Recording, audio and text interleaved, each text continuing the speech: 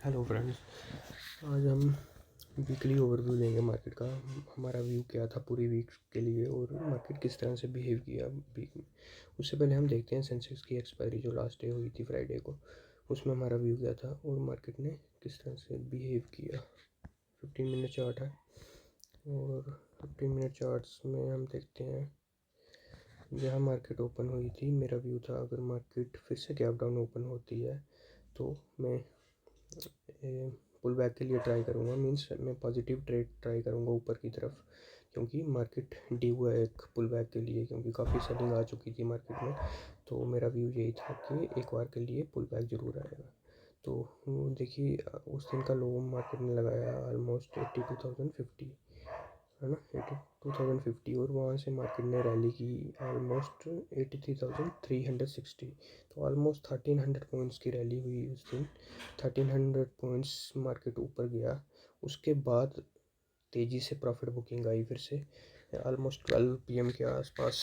जो मैंने आपको बताया था कि मार्केट सस्टेन नहीं करेगी, वो कोई ज़रूरी नहीं है सस्टेन करे, क्योंकि हाई प्रोबेबिलिटी थी कि मार्केट पुल बैक के बाद सस्टेन नहीं करेगी, क्योंकि वीकेंड था। अगर नॉर्मल डे होता तो इसमें 300-400 पॉइंट्स की और रैली आ सकती थी, बट प्रॉब्लम थी कि वीकेंड था। और प्रॉब्लम वीकेंड में वार सिचुएशन चल रही है, तो कभी भी ग्लोबल न्यूज़ कुछ भी आ सकती है। इजराइल ने कोई भी एक्शन ले लिया बड़ा तो उसमें कुछ प्रॉब्लम आ सकती थी। मतलब ऑयल प्राइसेस भी काफ़ी स्पाइक कर रहे थे।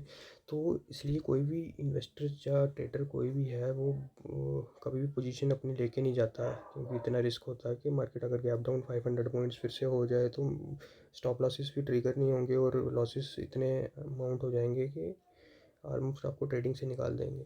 तो यही प्रॉब्लम व्यू था कि मतलब कोई लेके नहीं जाएगा पोजीशंस, तो प्रॉफिट बुकिंग आएगी, मार्केट सस्टेन नहीं करे हो सकता है। तो वही हुआ, रैली आई, ये पुल बैक आया। ऑलमोस्ट 1200-1300 पॉइंट्स का सफिशेंट था आई थिंक, इतना तो बनता था और आया।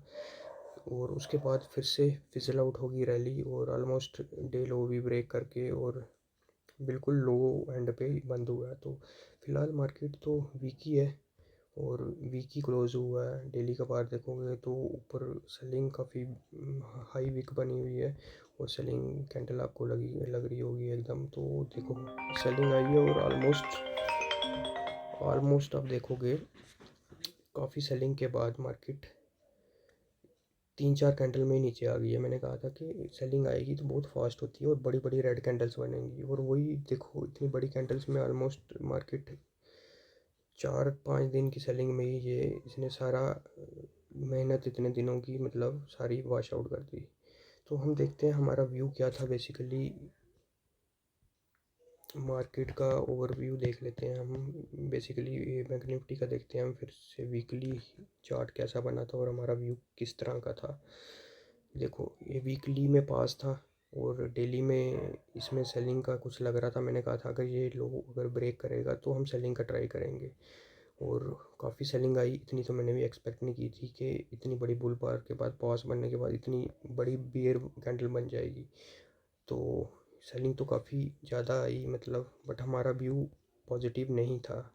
मैंने यही कहा था कि अगर ये वाला लो ये बना था उस दिन लो, ये लो अगर ब्रेक करेगी मार्केट तो सेलिंग आएगी, सेलिंग की पोजीशन लेंगे हम।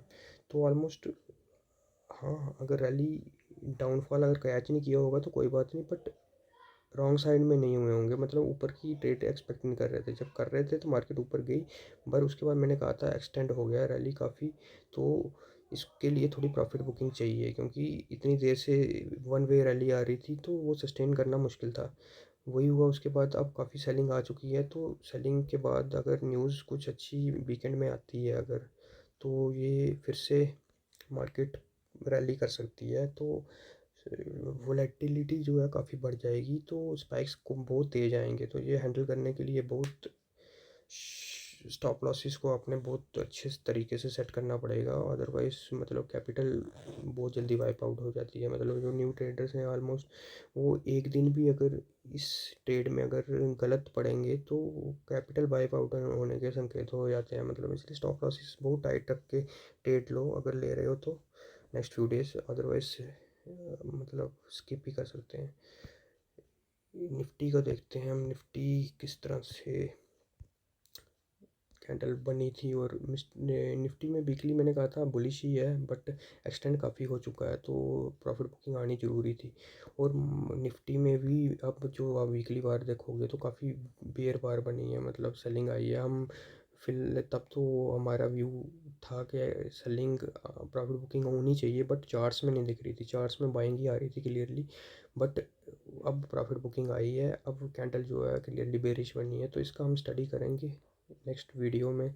जो वीकली आउटलुक नेक्स्ट वीक का हम देखेंगे, तो उसमें देखेंगे आउटलुक किस तरह से लग रहा है। बाकी बेरिश कैंडल से तो आपको दिख ही रहा होगा।